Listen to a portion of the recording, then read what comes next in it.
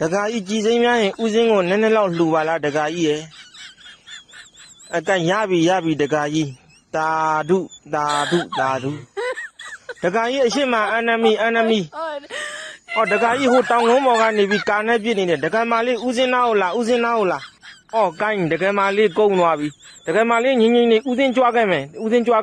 တကာကြီးနည်းနည်းထောက်ထားကြီးဟောကိုင်းဦးစင်းမှာကုန်းပြီကွာတကာကြီးမြင်လားဦးစင်းပြန်လွန်တော်မူတော့မယ်ဦးစင်းကိုကဲပါအောင်ဦးစင်းပြန်လွန်တော်မူတော့မယ်အကိုင်းပြန်လွန်တော်မူပြီကွာပြပါဟောမလေးပြပါဆုံးမမောင်းတင်းနေရတာတဲ့အချိန်ကုန်နေပြီ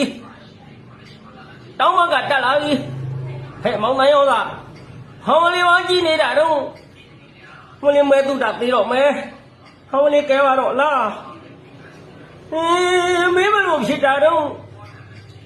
ဟောမလေးနမအေးသူတာငါလာကဲမဲ